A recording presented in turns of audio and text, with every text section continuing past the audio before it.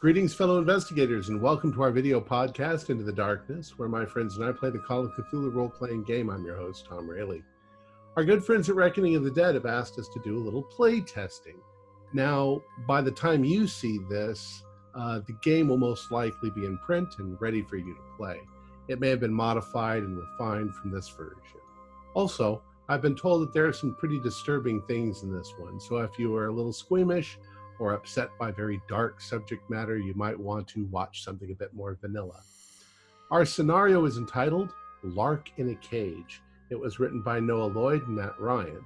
Jeff Wilkins is our game master, and this is episode 1.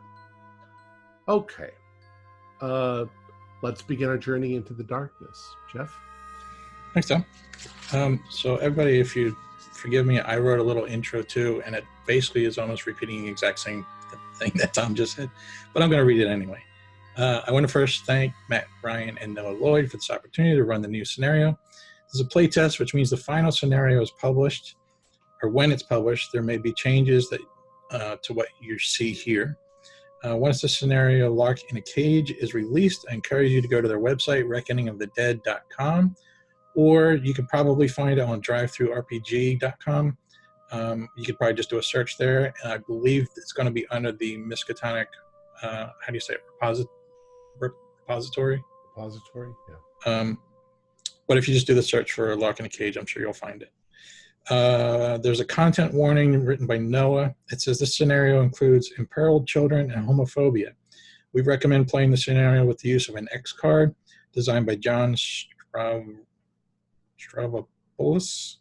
Sorry, John. You can find details about how to use the X card by just simply Googling X card in RPG. Yeah, that's good. It's basically, if I go too far, which I don't think I will, but if I do, you just hold up an X card, I'll stop, and we just move on, no questions asked. That's basically the whole gist of it. We're not going to hold up the X card. I don't think we'll get there. All right, let's get to this and have some fun. This is my first actual gaslight, so I hope everyone will bear with me. Hope everyone will bear with me on pronunciations. This is set in London, 1895. It's actually in the spring, May, late May. Actually, I'll give you the date. I think of the date. May 26th, which is a Sunday, 1895. So the first thing, nobody has cell phones.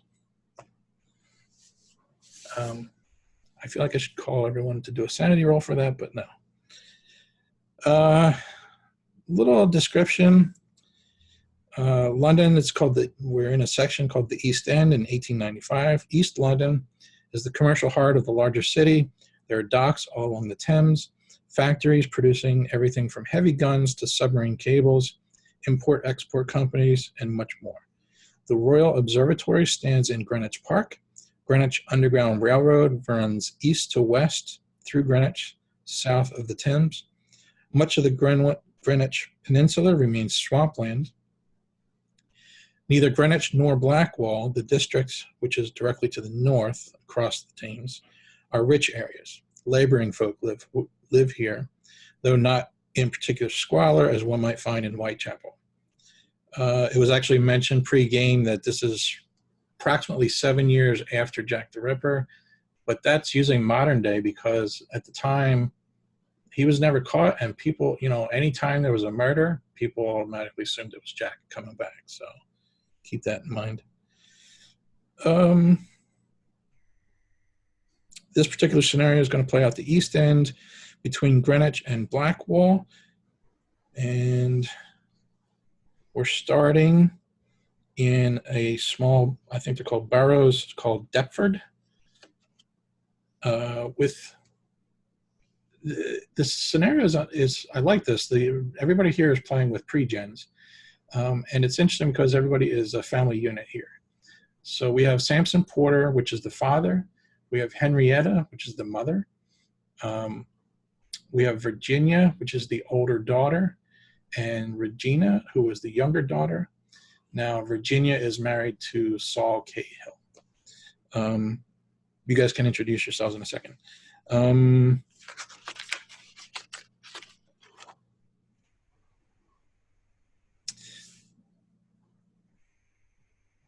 Yep, there's more, but I think we'll jump in here. So picture yourself in this small town. It's a Sunday morning. You are about to have brunch with your neighbor across the street, Amelia Gregory. She just recently had a baby about a month ago, and she's invited you all over to see the baby. But I'd like you guys to start off, kind of Sunday morning early. You're still kind of getting ready. Maybe you're rushing about. Maybe you're trying to make yourself pretty. Maybe you're just sitting on the chair reading the newspaper. Go. So yeah, Samson's definitely in the smoking room, and he's got the newspaper and he's smoking on his pipe. He's just waiting for everyone else to get ready. He's been ready for a while. Got his best suit on and everything, and yeah, he's quite happy. Virginia, do you have any vases? I would like to take some flowers with us across the street to Amelia's house when we go. Look in the kitchen, Mother, above the pantry, and good Lord, Father, it's like a fog in here with your pipe. No, sorry, dear. Sorry about that. Your father smoking in there again? Yes, he's smoking, Mother. It's good for the health, my dear. For yours, maybe, not mine. Come on now, Daddy. All right, and I put out my pipe Good. and go back to my paper. Thank you, Daddy. Mother, did you find your vase? Yes, I did. I'm going to use the little green one. Fantastic. I was hoping you'd find that one. Let me interrupt here because Samson and Virginia, since you guys kind of started this, could you, in your words, sort of describe the situation that you're in, Samson? So as I said, I'm in the parlor, the smoking room. Probably comes some chairs. It's more the men's room. So the men will come in there and they'll chat and all the alcohol and all that sort of stuff. So I spent. Just to be clear, I meant like, why are you in their house at this time? So I've moved in with my eldest daughter and her husband, due to the fact that I recently retired from my job, and financially I wasn't able to sustain living where I was with my wife and my younger daughter. So we have moved in with Sol, who is financially able to support the whole family, and he's been happy to do so. So, yeah. Times are hard. Yes. We do what we can. Is everybody dressed and ready to go? Yes, my dear. Yes, I'm ready as I'll ever be. I don't have to wear this damn corset. Oh, Regina, let me help you with that. Oh, because I've been strangled. Well, I think that's the whole function of these things. Saul is currently standing with his hands folded behind his back in the smoking room, looking out the window, remembering what it was like when it was just him and Virginia in the early days of their marriage, before this house was full to the brim with people. But he's ready to go. A certain quiet. How does that feel, Regina? Are you able to breathe? Well, barely. Then I think we've done it correctly then, because that's what the corset's all about. My ribs are sore. Girls, stop fussing. We have to go. Fine, Mother. We're on our way. Come along. You know she's only going to be more fussy if we lag or dilly. I'm going to jump in here. I mean, you're only going across the street. It's your neighbor. But I just want to get this little info out, which I think is interesting. So you have the Greenwich, as far as getting around town, you have the Greenwich Steam Ferry. At times you'll probably be crossing back and forth across the Thames. You can also have the option of hiring a boat, a little bit more expensive. You can hire a cab. to get about town, and there's also riding the tube, the underground railway that I mentioned. So, sorry, are we just to clarify? Are we in Blackwall or Greenwich? You're in, well, just outside of Greenwich in Deptford. Deptford. I'm not sure if Deptford is considered part of Greenwich, but it's kind of like, as I was looking on the map, it's a little bit to the west, I think, of Greenwich proper. Yeah. I have a map, but I'm going to hold it for a little bit. I There's have a few map, but it doesn't go as far as Deptford. And just so everybody knows, why would it? right? So you have London proper, a little bit to the east, and a little bit north maybe. You have Whitechapel, and then a little bit further east and south is Greenwich, and then Blackwall is directly across the river from Greenwich. There's a tunnel, but it's being constructed. Yes, exactly. Which is quite the big deal because I think it's the second tunnel to be built under a river like that. The first one was the Holland Tunnel.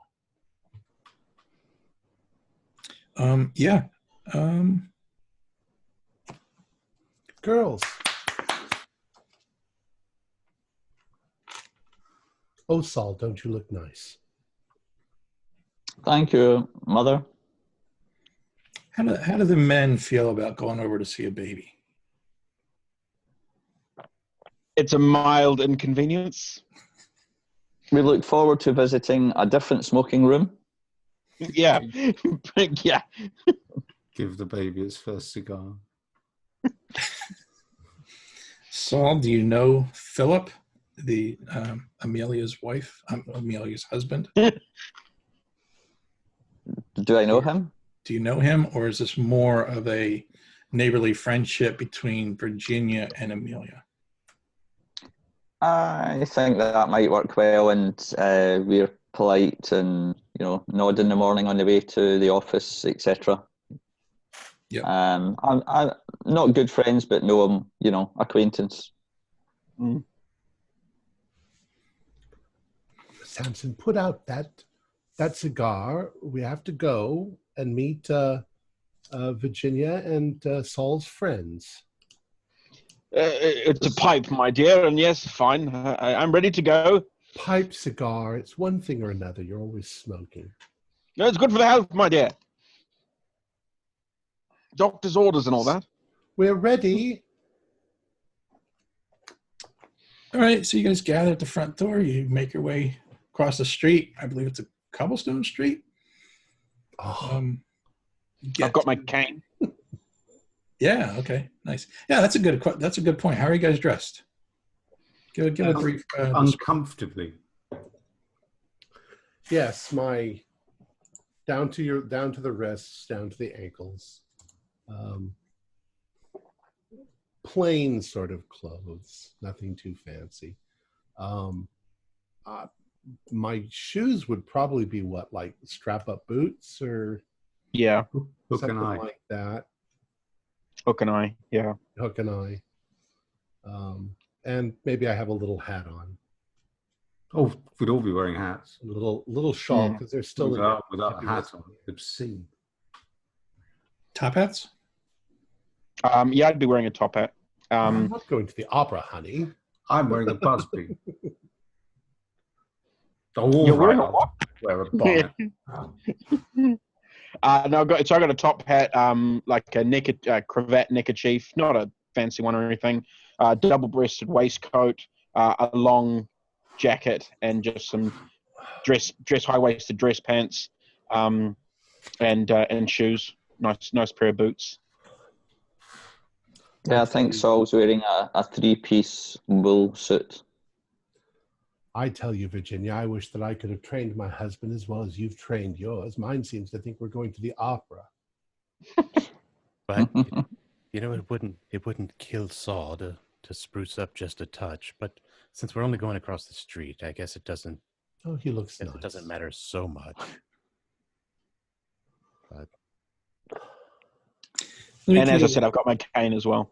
come along, Regina. What were you going to Ginny! Oh, Jenny. Jenny, come along. My, Don't tell it, Daddy. my name is Regina, Mother. It was you who inflicted it upon me. Jenny, don't talk back to your mother. We've been over this. Little background on your neighbors here, Amelia and Philip Gregory. They're newly parents. They're about in their mid-20s, which I think puts them right in the same age bracket of Virginia and Saul. Philip continues to work as a dock foreman. The two married for love, but there's been some nasty little rumors going about Philip. The baby was born a month ago. This will be the first time you've seen her officially. And you approach the door. Who's going up first? I'll go up first since they're my friends. I'll knock. Yep. Knock, knock, knock. After a brief pause, the door opens and you see Amelia answer the door. She's nicely dressed too. You know, it's kind of like I'm not even sure radio was properly invented, at least not in the form of like entertainment. So there's not a whole lot these people did, as far as I can tell, except get dressed up real nice and go places. Well, then it's Sunday. Yeah, yep. Amelia, you look incredible, doll. Where is this baby I've heard so much about? Yes, thank you. Let's see, Virginia, you can roll spot hidden with a bonus, and depending on what you get, we'll let the others roll after that. 15. I'm happy to take that. Nice. You know Amelia, and you can tell that she's trying to put on a happy face. You know, she opened the door, she greeted you with a smile, but it's pretty clear to you that she's got kind of like red eyes, like as if she's been crying. So she welcomed. Incredible, dear. Well, thank you. Come in, everyone. Please come in and have a seat. Careful Mine on was the a lovely stairs, home. Papa. Oh, thank you, Miss Porter. I obviously take my hat off as I enter and bow to the young lady. And Philip just kind of like, just gives you all kind of a head nod, like, welcome. Hello, Philip. Not very talkative. Hello, Philip. Hello, Virginia. Did you say Philip worked at the docks, Jeff? Yes. Yeah, so our offices were maybe near the docks, so maybe aware of him from then. So how are you doing? How are you doing, Philip? It's great to see you outside of the workplace. Yeah, I'm doing good. Thank you, Saul. There's a little awkward pause. Are you surviving with the new addition to the family? I'm trying. I think what is it? You used to call it sleep, I think it's called. I don't remember the last time I had a good night's sleep. Neither do I. It'll pass. It'll pass. Taking care of a baby is for the women folk anyway. Can I get anybody anything to drink? Yes, please. Let me help you go get some tea, Amelia. Let's go to the kitchen. Could I have a glass of laudanum, please? Do ladies need any help? I think we can get it, Mother. Just she and I. Thank you. Will you come with? Will you come with, Amelia? Oh yeah, yes, sure. Yeah, we'll get some tea. I think Philip may have something else in mind for when he offered a drink to the guests. But yeah, well, that's fine. That's fine. They can have their nip in the morning. That's perfectly okay. My worry is with you, though. It looks like something's bothering you, dear. Why have you been crying? And with that reserve that she had built up to try and put on a happy face for this meeting, it just breaks. The wall breaks. Oh, dear. And she starts crying and she's sobbing and she almost falls to her knees You almost have to like reach out and support her by her elbow and her arm. And she's just crying. She's like, I don't. She's stumbling for words. She doesn't know how to. Amelia, catch your breath. Catch your posture back about you. Talk to me. Let me know. Maybe there's something I can help you with. You're not here alone. We're here now. You've got friends. We're here right here. How can I? What's bothering you? Well, I don't want to impose. It's no imposition at all. But I don't know what else to do. I'm besides myself with fright. Something's definitely got in your craw there. Tell me about it. I woke up this morning. I was excited to have you guys all come over and meet Samantha. I went to the crib. She was sleeping. I looked down, and there was something off. I picked her up. I held her in my arms, and as soon as I did that, I just knew this was not my Samantha. Was she ill? No, she seems healthy. She was sleeping fine. And she looks the same as she did the night before. She looks a lot like Samantha, but I don't mean in the sense of she looks ill or under the weather or anything. I mean, it's not Samantha. It's a different child.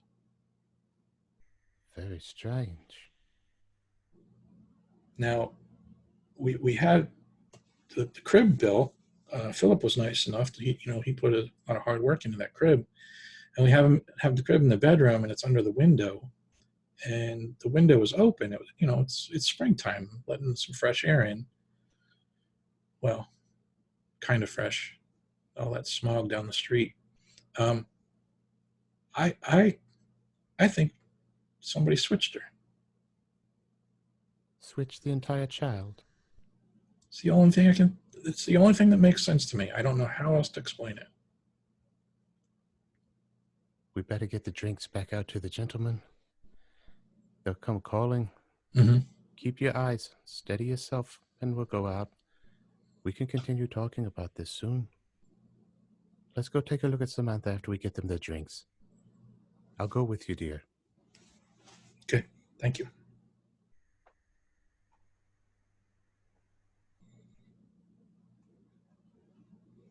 Oh, you're muted there. Sorry.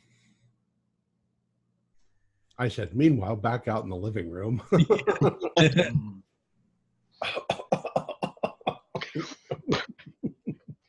It's mighty good tobacco you've got here, Philip. Eh? Here you are, Philip. I kept you a cigar just for this occasion. Why, thank you. Pat on the back. That'll be nice. Very nice. Thank you indeed. Somebody describe the interior of this house. Lots of doilies. That's what I was, a lot of bric-a-brac. Doilies. Probably some aspidistras. A red Jardinières aplenty. red bubble lamp with little things. Too many. I feel like the furniture is all like dark oak wood and like a pale pink fabric. There are not things covering up the legs on chairs to protect common modesty and decency at all, because that's a myth. And there are probably the walls probably have wainscoting going around them, wooden railing. What's the lighting situation? Is it lanterns, kerosene? Yes. Well, they might have gas lamps. Gas. Or they might have kerosene, depending on how well they are. Well, down here in Deptford, I mean, this is the heart of industrial London, so it's going to have gas lamps. Okay. Mm-hmm. There are Deptford's where the big, I don't know what they're called. I feel like there's a large window in this room, though, so we're getting quite a bit of light through that at the moment. Would this be through the net curtains? Mick, do you know, would this be considered more like a row home sort of thing? Like the houses are all attached? Or would it be still individual houses? Well, I mean, they'd be terraced houses, but they're larger terraced houses. It's difficult to tell because they don't exist anymore. It's all been built up. Now, she might have an old oriental carpet on the floor. Something she got when she was younger, maybe. Or her mother gave to her family. I suspect with the job that Philip's got, maybe not as well-to-do as ourselves. So maybe, you know, a nice oriental rug, but it's a little bit threadbare in areas, you know, they're not quite able to, you know, keep it brand new, you know. Now, even if they came from like a moderate family originally, then she's probably got a cabinet with china on display, probably given to her for her wedding. Saul, do you think you would sort of keep up on the rumors about Philip, or does that not interest you? Yeah, I think what might happen is because of my work not directly relating to him, but you know, I may go to speak to somebody at the company and I've got to know Philip going back and forward, you know, to the shipping company and on the docks and where he's working at the time. So I've maybe got to know him and just built up a casual kind of friendship. And maybe one or two people have spotted me speaking to him and, hey, old chap, did you hear about that guy? There's been quite a few times where he's tried to talk you into going down to the local pub, almost on a regular basis. But I'm thinking maybe you didn't attend with him all of the times that he asked. Kind of a taller, lanky kind of guy, and I don't know where it is in here, but I love the way he described it. He's basically he's working on a beer belly. I think maybe I went one time because Philip asked me a few times. I went down once out of politeness and out of the fact I quite liked him. You know, I quite like him in our small chats that we have.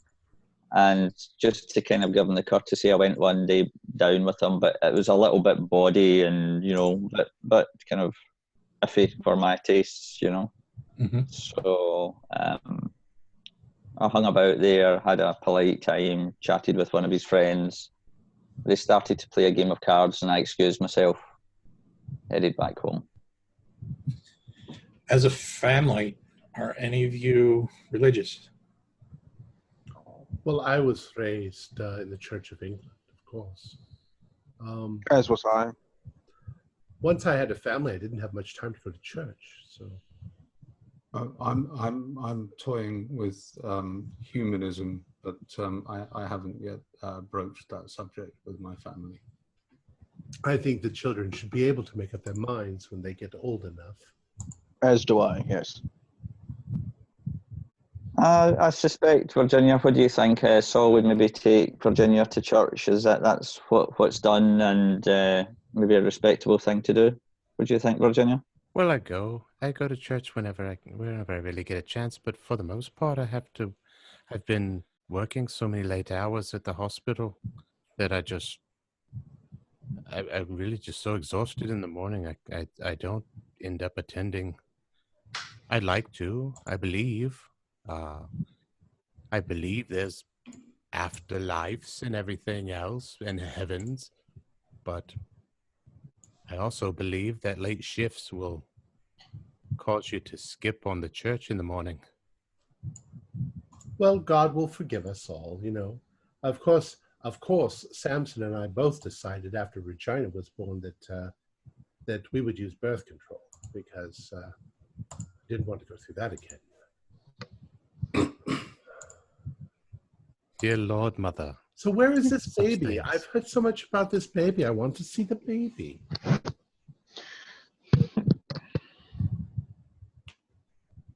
Yes. Did I see anything interesting in the paper this morning when I was reading it? Yes, thank you for reminding me. Let's go right. through that. Henrietta, you're just going to have to wait. Sorry, dear. Give me my tea, please. Yes, I meant to bring this up while you were still at home reading, but I'm sure they have a newspaper here too, so it's probably once the friendliness of the visit came out, you grabbed the newspaper and buried your nose into it. Mm-hmm. I'm guessing that London, 26th of May. Yep, that's one. And Oscar Wilde. Bingo. Could you read that, please? Okay, sure. Oscar Wilde faces 2 years. Oh. Noted author of Importance of Being Earnest faces repercussions. The jury has reached a verdict in the case of noted controversial author Oscar Wilde. Both he and Alfred Taylor have been found guilty of vulgar charges leveled against them that this paper will not repeat. Both men now face 2 years of hard labor. Justice wills passed and severest sentences all allowed by law, claiming that his was totally inadequate to such a case. To pronouncement of the sentence, shame and hissing were heard throughout the court, leveled at the two men. I say. So I sort of am, as you say, reading the, and I go, I say, Ginny, that author you like, well, he's been charged in court. He's been charged with 2 years. And I hand the paper over to Ginny to read. Remember, you dragged me along to one of his plays. What on earth? Was that me? You're calling me Ginny, are you? Yes, you are. You're my dear Ginny. Oh, my dear, she likes to be called Regina. Well, yes. I never liked that name. She's very against the brevity. It seems Mr. Carson did his job rather well, didn't he? And I agree with I have to say I agree with Mr. Wells that I think the Le Boucher amendment is an abomination, and people have a right to a private life. I don't think this is entirely fair at all. I don't understand this at all. What did Mr. Wilde do? Well, it doesn't say it. Say it won't repeat it in the paper. He is guilty of no more than a crime of love, Mother. Well, what? I don't understand it. If it was murder, it would be murder. If it was theft, it would be theft. What is it that's so bad that they would not print it in the paper? Well, perhaps you should read the article, my dear. I hear also that Mr. Henry Irving has become the first actor to receive a knighthood, which at the very least indicates that we're moving in some way towards a more open and inclusive society. I do enjoy the theatre. A knighthood for an actor, that's a tremendous award. Well, he is a terribly good actor. I wonder if Mr. Donald Wolfett will get a knighthood next. Well, my father always used to say that actors were just one step above prostitutes. Yeah, I think actors is quite a noble profession, my dear. We all need to be entertained. Well, I'm just glad that Virginia didn't marry one, and Regina, you better not marry one either. I have absolutely no intention of doing so, Mother. Sorry to interrupt. Where is this baby? Yes, I want to see the baby. One more. Regina, as you now have the newspaper, you sort of flip it over and another article catches your eye. I wonder what this is. Is it more nonsense about Lord Rosebery? Oh dear. I found that one straight away. the price of Ajax cycles appears to have gone through the roof, Mother. It seems that there's been rather a gruesome discovery at the site of the new the tunnel they're building under the river.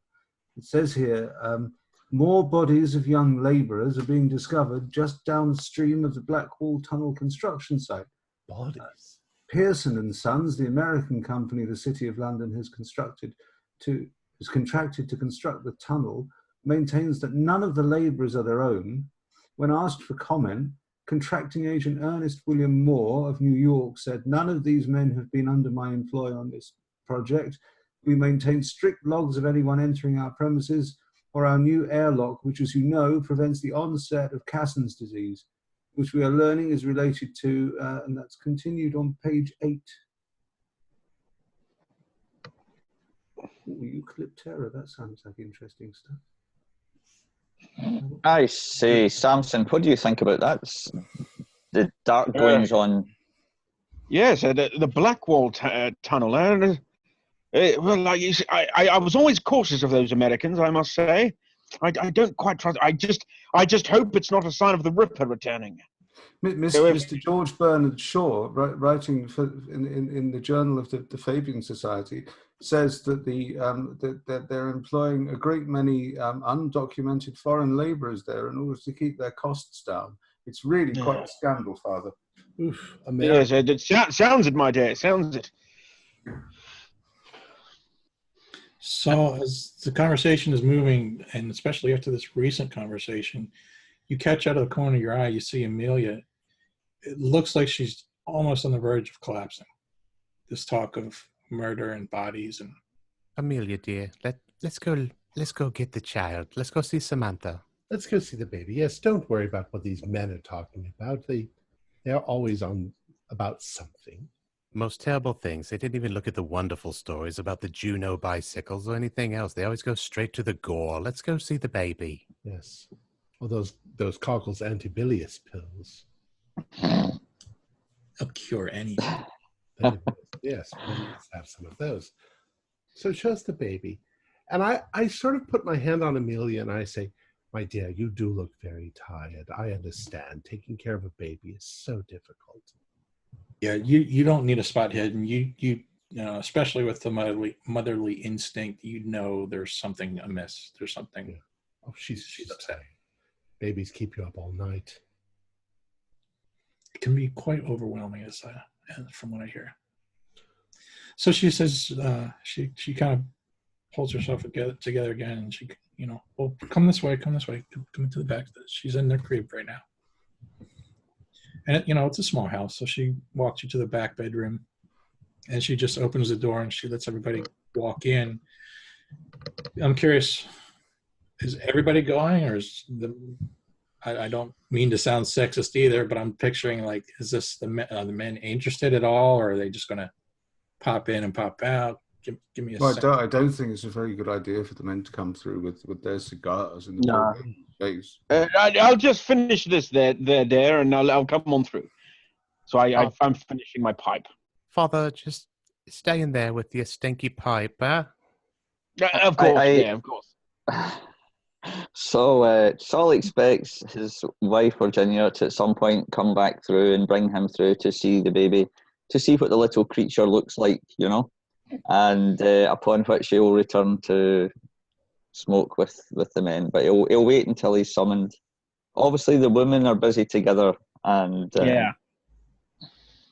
I think though Saul is kind of picking up some odd dynamics going on, and he's kind of keeping an eye on Philip, and says to him, I say, Philip, is your good wife, is she keeping well after having the child? And at this point, he's kind of trying to suss out what the strange vibe is. In a very brief flash, you see a very slight eye roll. And then he catches himself and he says, "Yeah, she's doing all right. I mean, she's having her struggles. I mean, this is all new to her, and it's tough on her. I think I don't know what we quite all expected, or maybe we just thought it was just all going to be happy, and baby rattles, and but it's a struggle." Well, we're glad to be men, aren't we? Drink up, my friend. Drink up. Congratulations. You said it. So you guys in the bedroom. Regina, are you in the bedroom then too? Well, actually, no, I think I am. Okay. Are you so bold as to also be a young woman who also rides one of those new bicycles? But when properly dressed, I have a pair of breeches for riding bicycles, yes. So it's a small bedroom. You guys kind of crowd in. As I described earlier, the crib is a nice handmade crib. It's at the foot of the bed under the window, as she described. I did forget to mention there's a lot of talk about the fog in London. Today is a little bit on the chilly side this morning, and there's quite a heavy fog that is coming this morning. That's why I wore my shawl. Yeah, you're hoping it's going to burn off probably by mid-afternoon, but for now it's pretty heavy. Is it a regular pea super? Yeah, just about. So let's see this baby. Where is the baby? Yeah, I can't see anything in this smoke. I couldn't tell if it was from father or from the outside window. The men have just about clouded the whole room. But tell us, Amelia. Oh, Tell mother what you told me about the baby.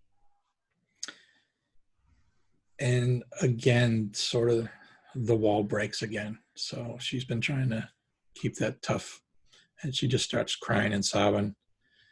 And I won't go through the same thing, but she'll just relay the same thing as to what all she suspects. Oh my dear, I know it can seem like that sometimes.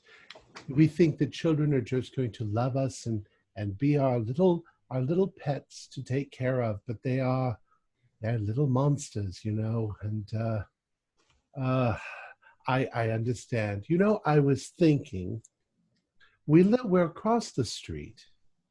If you would like, I don't have anything to do during the day. I could come over and help watch the baby, and you could get some rest. That's a lovely idea, Amelia. It would take a load off of you. Completely, just maybe step away from the baby for even the 30 minutes. Yes, I have so much experience with these two that I would love to take care of the baby again. She starts crying a little bit harder now too, because it's, you know, the act of kindness that, again, she didn't want to impose, and the fact that you're offering it just means so much to her. So what's the baby look like? Cute as a button, you know. I mean, if you ask me, all one-month-old babies look the same, but Yeah. They all look like Roy Kinnear. May I pick her up? oh, please, And you said her name was Samantha? Samantha. Oh, baby Samantha. I don't know how to hold a baby. Hold it like my dog. There. Everything is okay. So I don't know. So I'm not sure if I was clear then. So Amelia did relay the same thoughts to you guys, that she suspects that the baby has been swapped.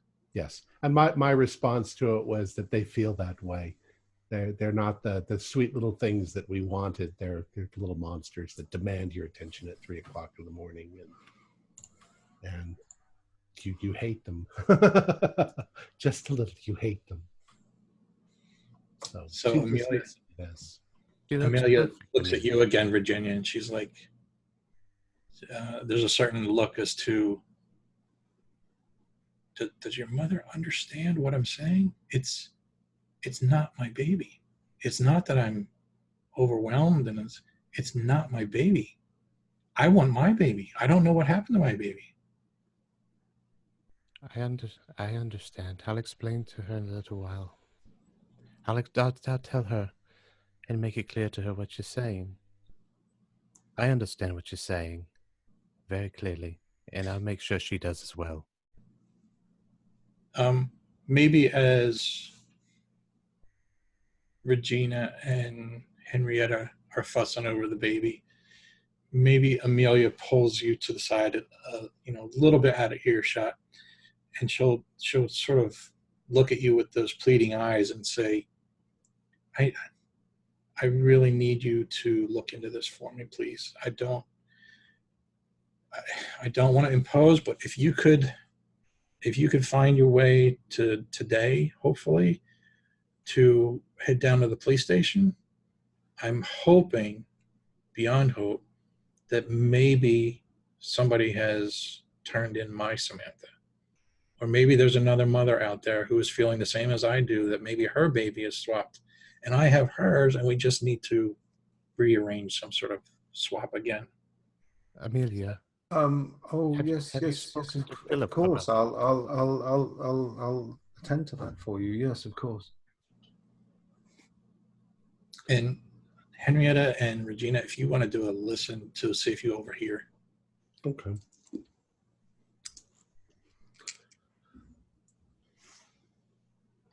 I do. I got a 31 out of 40, but I don't think I'm going to react to it. I think she's just having a little bit of hysteria. Mm-hmm. And I did not hear it. Okay. Oh, no, she was talking directly to China. No, yeah. She was talking to Virginia. Sorry, I misunderstood. I'm sorry, that might have been me. Yes, she was talking to Virginia. She was talking to me. Okay. Yeah. Oh, Regina, don't you want to hold the baby? Yes. She's such a bonny bloody thing. Don't use bloody. That's not polite. Sorry, bleeding. Amelia. Is that better? Amelia, have you spoken to Philip about this? Remember the same flash of the eye roll that Philip did? It repeats again. She does a quick eye roll. And she's like, he doesn't believe me. I don't know what to do. I have nobody. No one's on my side, it seems. You have someone on your side now, Amelia. I'll do what you ask. And she just gives you a big old hug. Samson, get in here and look at this baby. Saul, come look at this bundle in here. Get off your bum. Coming, dear, coming. Yes. I put my pipe out and put the pipe out. Yes. Yes, I put the pipe out. And it was walking and oh yes, look at the little cutie. I remember when you used to be this size, Virginia. Yes, I used to bounce you on my knee. Goodness. Doesn't she look just like her mother? Now, does she? GM. Better to look like her mother than their father. There is a resemblance. Yes, we were afraid that Regina was going to end up looking much more like you than she looks like me. She's got your... And now she's... I get the distinct feeling, Samson, when he gets a hold of the baby, he's bouncing it about too much and it starts wailing, you know. And Saul... I haven't picked it up. All right, okay. It's just it's your loud, blustery voice, you know. You just like Saul was wanting to approach, but backing off a little bit, thinking, "Oh my lord, what's going on here?" Well, if the baby starts to cry, I just grab the baby back. Do that. Right here. Saul takes a little glance into Virginia's eyes to make sure she's not suddenly becoming all broody, because he's a little bit concerned that she might go that way with this visit. It's just a matter of time, Saul. Don't worry, Saul. We've got many things to do before we ever worry about anything like that. Oh, thank you, my dear. Thank you. Plus, we already have a full house. I don't even think we have room for anyone else right now, whether it comes from me or the bus station or anywhere. Yes, you can say that again, my dear. Samson, I'm going to be coming over here during the daytime to help take care of the baby. Fine. Yes. It's a smashing idea, yes.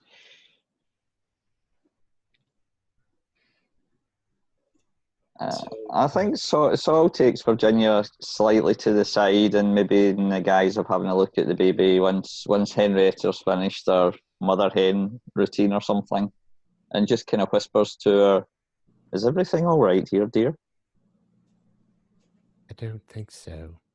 I am afraid something's happened, but we can talk once we're back at home. Yes, of course, of course. Just smile for now, and they're okay for right this moment. For now, everything is okay, but we'll talk again.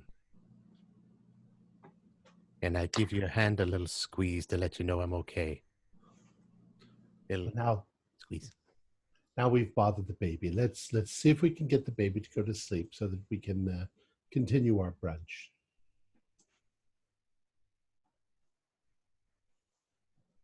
So, she puts out a nice brunch for you guys. It's modest, but it's enjoyable. There's a definite tension in the air. So small talk and chit chat is kind of like grinding to a halt, and it's starting to get more and more awkward. Amelia's sort of just withdrawing from everything, and Philip is starting, maybe he's on his third glass right now. I'm sorry, have we eaten? Are we finished? Sure, yep. All right, I'm going to help do the dishes or whatever in the kitchen. Okay. Wait, am I seeing a noticeable change in Philip? Like, would I start to feel a little bit concerned about the amount he has had to drink? Maybe not to the point where you're worried, but it's a notice that he's on his third while you're still on your first. Right, so, okay. So I sort of lean over to Sarah and I said, just quietly, this friend of yours, he does quite like the old slosh there, doesn't he? Yes, he does. He does. I think it's working in the docks. It's a bad influence on him. It really shouldn't be drinking like that around a child, don't you think? Yes, I'm a little bit concerned. But, let's keep up appearances. We don't want to interfere. Yes, I suppose you're right. And I actually put my drink down. I've like, you know what, I'm going to stop drinking now, because I'm now concerned enough about that he is drinking this much. He's got a newborn child, and I don't think it's proper behavior. I think he should be much more concerned about his family, and that's not the way to look after them. Are you finished with your glass, Papa? Yes, darling, I am. Thank you. Okay, I'll go ahead and finish clearing out. Anyone else? Saul, are you finished with your glass? Yes, my dear, I'm finished. Thank you. Regina. Thank you very much. Excellent. Absolutely smashing meal there, Amelia. Lovely. Enjoyed it. Thank you very much. I go to the kitchen with Mother and give her the glasses. I say, Philip, Philip, I would love to give you a gift, and I know a photographer a few doors down from us, and I would like to pay for a lovely family photograph of yourself and your good wife and your new child as a gift from us to you. There's a pause where he's not sure whether or not to thank you or be offended at being offered a handout. So there's a pause there, and he's like, "It's really not necessary. I mean, the thank you. I mean, that's an incredible offer, but I don't know if that's necessary." Well, I can certainly highly recommend them. I'll talk about it later with you. That's more Amelia's decision. Maybe she and the baby can do something like that. And the thought of Amelia, the thought of her being forced into a photograph with a child that's not hers, just seems to upset her again. She's right on the verge of crying now in front of everybody. So I say, well, Philip, Amelia, thank you so much for your hospitality. I think maybe it's time for us to let you have a little bit of rest. Yes, it was wonderful having us over. I'll see you tomorrow, and you'll be able to get some sleep. Saul, before you go, can I have a word? This is Philip. Yeah, sure, certainly. I Any, go off with him too. Yeah, they head in the back bedroom again. As we're going out. Yeah. I'm sorry, what? I was going to say as we're stepping out the door. Okay.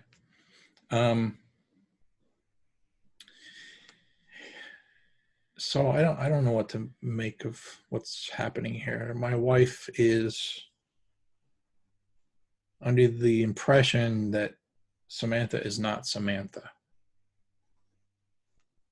What do you mean, Philip? She says it's not our baby. She thinks that somebody swapped the baby in the middle of the night. My God, what do you mean, that somebody has stolen your child and replaced with a different child? That's what she's saying. No, I mean, I looked at the kid. I don't see it's Samantha. I don't know what she's talking about. And yet, but how is that possible? Is the baby near the window, or was the door left open? The crib's right under the window, and the window is left open overnight for the spring fresh air. My goodness. Do you feel Amelia as well? Well, that's why I wanted to talk to you just before you leave, because I'm a little bit worried. What's that term they use for women with is it hysterical or something like that? Where yes. I mean, I hate to say it, but I don't know if I trust her around Samantha. I mean, what if she did something horrible? What if she hurt the baby?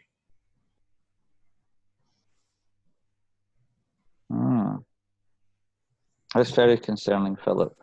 Is that why you're maybe taking a little extra drink? You're a little concerned? This is my Sunday breakfast, that's all. This is your usual. Okay. Noted. What can we do to help? Virginia is a good friend of your dear wife. Is there anything we can do to help, Philip?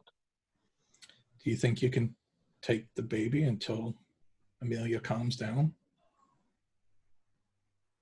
Yes, I'm sure Virginia would love that. Well, let me rephrase that. I'm sure Virginia's mother would love that, and I'm sure Virginia would enjoy some time with the baby, and we could take perfect care of it for a few hours or however long you need. But I'm wondering if Amelia's not so well or something is wrong, and that might make her worse. I'm trying to think if there's any way if I could prove to Amelia that that's our daughter. Could I ask you to do a spot hidden?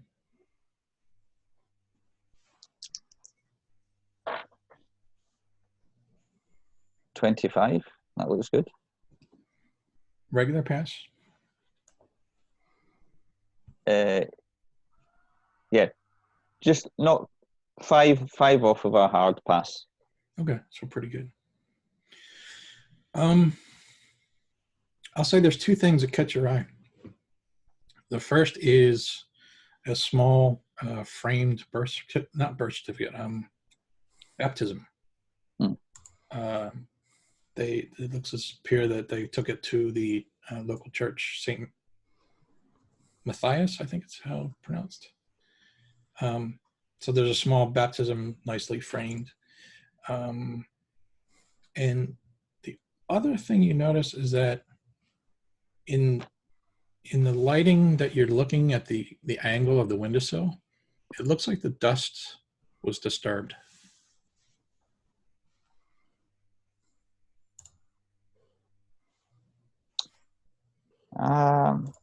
Philip, is this the window here that the child sleeps? I guess his handmaid cot is there. So maybe I noticed that, but I don't want to go straight there. So I'm like, Philip, you made this yourself, and kind of start chatting about the work he did. maybe moving closer to the window, having a look, and then say, Philip, I wonder, has your windowsill been disturbed? Can you see the dust? And I draw his attention to it to see, because obviously at the moment he's not believing his wife. He's concerned about his wife's mental state. But does it look like it's like hands or footprints, or can I tell that from the state of it? Or has it just been disturbed? Philip kind of brushes it off. He says, it's probably just birds. Birds landed on the windowsill and disturbed it. But since you're like specifically looking for that, maybe there's, maybe that's like a finger that slid, or somebody reached up to grab onto the windowsill to pull themselves up or something. It's possible. And this is ground floor. This is a street level. Yeah, I think so. Right, maybe like a side alley sort of thing. I just, I don't make a big deal about it, but if the window's open still, I just kind of poke my head out the window and look down either way just to see what kind of situation it is, if it's maybe in the side street. Not obviously expecting anything, but just wondering who would come down the street, just to kind of get the lie of the land.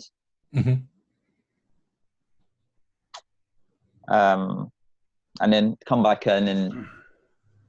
So, Philip, yeah, I mean, certainly it would be no trouble at all for Virginia and myself to maybe suggest if Amelia wants a little rest, we could take the baby, and Henrietta's already offered to look after her. She would, I'm sure, fuss around the child. So if you feel Amelia needs a little break, we can do that too.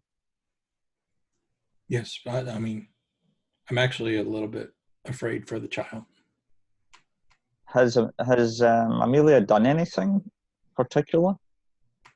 She's just a mess. She's a basket case. I mean, I don't know how to. I can't console her. She's arguing with me. I can't seem to reason with her.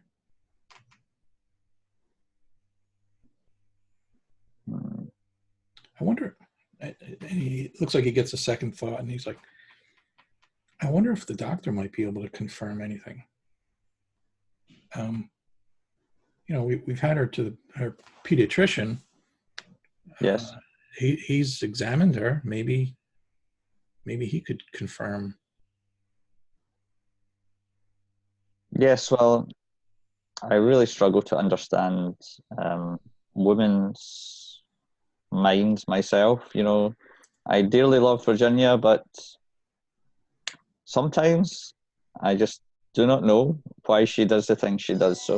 So maybe yes, doctor. But I wonder if perhaps yes, Virginia could maybe take Amelia to the doctor if you wish. It's I don't know if you're familiar with him. It's Dr. Foxwell. He's only about a mile down the street. Maybe two. I'm not sure if I'm aware, but I'm sure Virginia would know.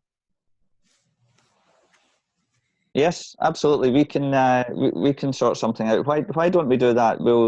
Let's not say anything to mother and father and for the moment, and we'll maybe arrange a little visit with the child, or ask Henrietta to go for a stroll with the child, and maybe Virginia could take your good wife to the doctor. Mm-hmm. Oh, no, sorry. Not the wife. I meant take the baby. Oh, the baby. Sorry. The doctor. Oh, I misunderstood, Philip. I'm sorry. So, do you feel the child has been hurt? That's what I'm afraid of. Oh, my. Maybe if you could at least talk to the doctor and see what he says, maybe, Certainly. Okay. Yes. Sorry. Yes, certainly. Virginia and I can take the baby on a stroll. We'll call it a stroll. Yeah.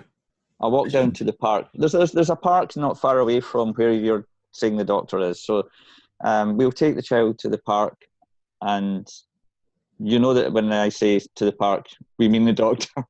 Yeah. I think the family are waiting. So why don't we do that? I'll get Virginia just to arrange that with Amelia. I really appreciate you. You're really helping me out. Well, keep it between friends, Philip. I'll buy you a pint next time we're down at the pub.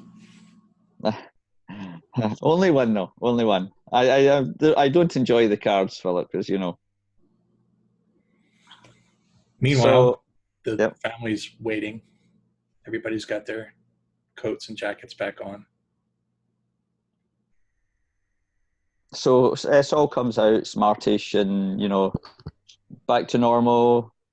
Okay, my dear, I'm sure you'd enjoy this. I have offered to take this wonderful new creature amongst us, this little child, a little walk down to the park. How do you feel about that, Virginia? And we perhaps, and I say more quietly, to give Amelia a little break. It sounds very helpful. So thank you for offering that note. And yes, we will. But don't get any ideas, my dear. We're not keeping the child. Like I said, our rooms are already way too full for any of that to even be thought of. Like I said before, as you and I, we take a couple of steps away from the rest of everyone, and I say to you, Saul, Philip feels the same way, doesn't he? Something's not right. Yes, we need to talk about it privately, my dear. Yes. We should probably get everyone back home.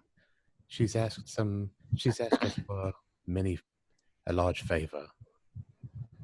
A very large favor. Well, can you arrange with Amelia? Can you arrange with? This is a shifty at all for the right. We're like, guys.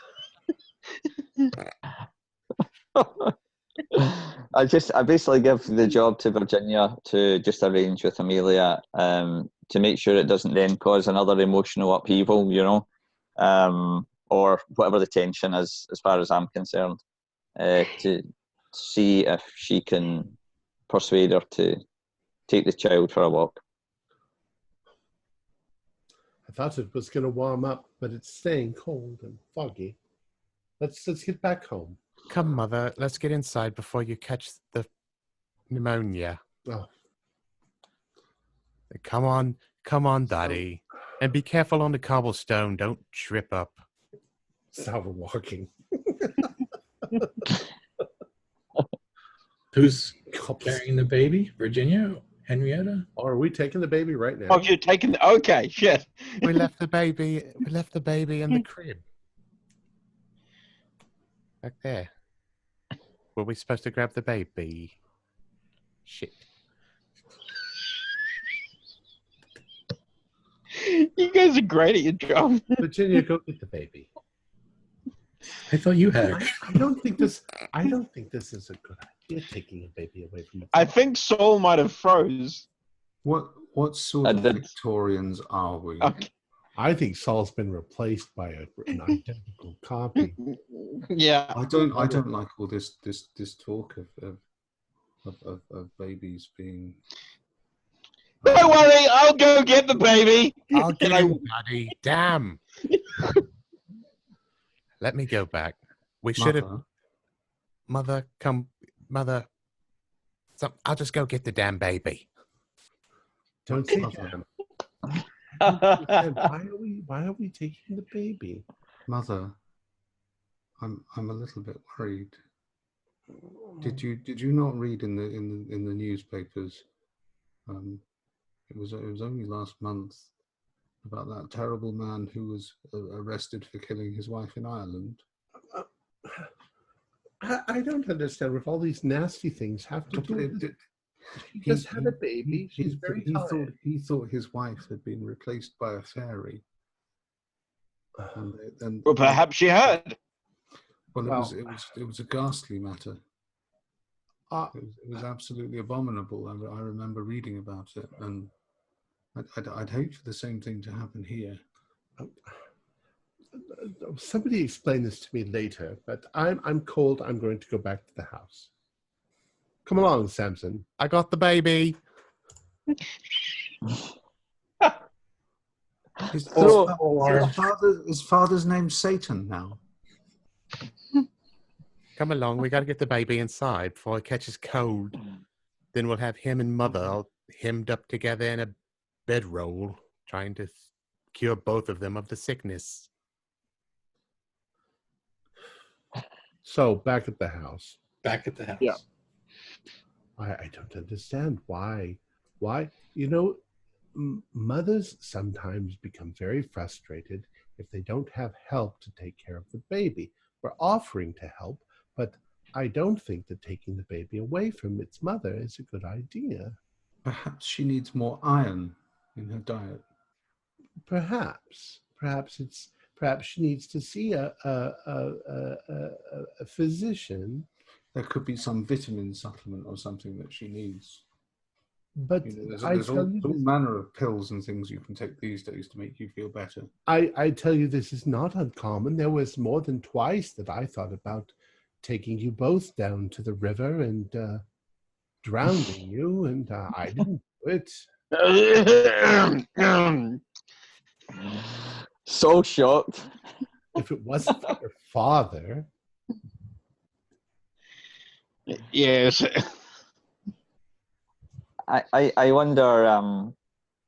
Where are we going to put I wonder if we could gather as a family around the dining table for a few minutes. I'll get some tea for everyone. Please, Father and Regina, join us. I think, Virginia, we need to talk about this together as a family. I'm a little bit concerned. Yeah, what seems to be the issue, my son? So basically, Saul relays, maybe not dramatising it too much, downplaying it slightly, but Saul relays Philip's concern for the child that there may even be a potential physical harm, especially after hearing Henrietta saying that she wanted to drown the two girls at some point. But I tell you, all mothers feel this way at some point or another. They're new parents. It's very hard. Makes one wonder if it's all worth it. I'm kind of expecting that, because I know Virginia had something to tell me about Amelia, and I'm expecting Virginia to confirm the same story, but obviously that's not the case. So you say that she believes the child has been switched. Now, how likely is it that you would find another baby in London that would look exactly like this sweet little baby? All babies look the same. And Saul, I didn't say anything earlier, but please stop referring to the child as a creature. Yes, Mother, of course. This is a baby. A wee nipper. Yes, or a wee nipper. That's acceptable. So I kind of put that part of the story on the table. Virginia, do you kind of fill out all the details about the opposite side? Yeah, what Henrietta's. I spoke to Amelia. You know, she cried so much, just water pouring from her eyes. She truly believes that it's not her baby at all, but a different baby. Does Saul tell us about the window frame? Yeah, I think at that point, Saul's like, well, I want to tell you all something, and you may think I'm being dramatic, but I could swear that at the window, somebody had been at the window. Just exactly where the child's cot is. It looked like maybe a handprint and on the dust in the window. I don't think they'd been cleaning around the windows recently. It was rather dusty. Well, did you search the ground for footprints, young man? No, I must say, Father, I didn't think of that. Yes. Knowledge with age, my good man. Well, let us go and have a look, my dear son. Let's go have a look.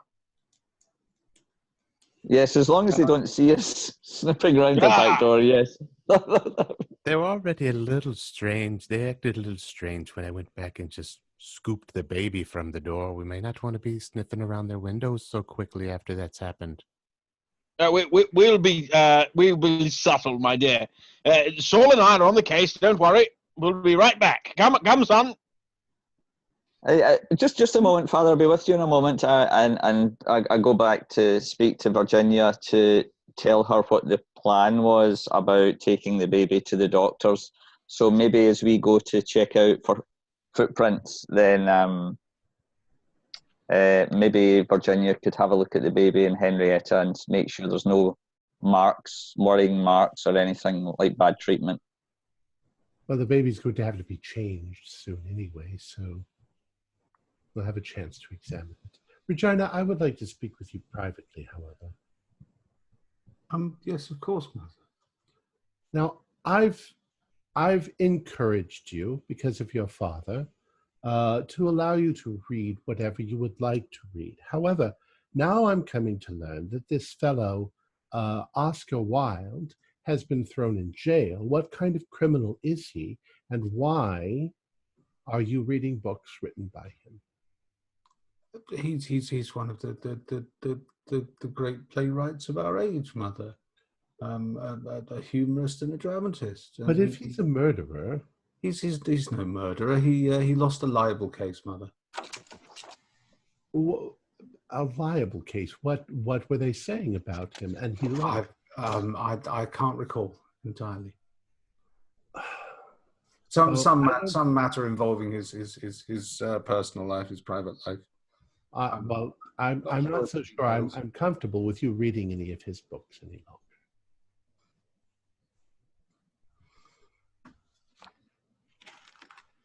Well, I'm just going to walk off in a huff at that point. Oh, Mother, really?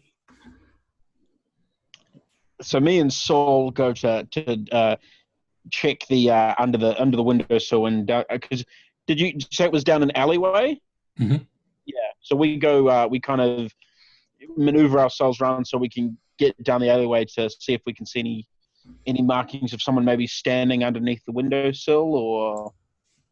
Yeah. I'm just going to fast forward through that. You don't see anything.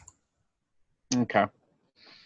Well, it doesn't look like there's anyone been down here in a while. It's pretty filthy. Yes, let's not hang about here, Father. I think we'll go and see what the ladies are saying about the child. A child. I must say that this friend of yours, he does seem to drink quite a lot. So maybe we should take what he says with a grain of salt, my boy.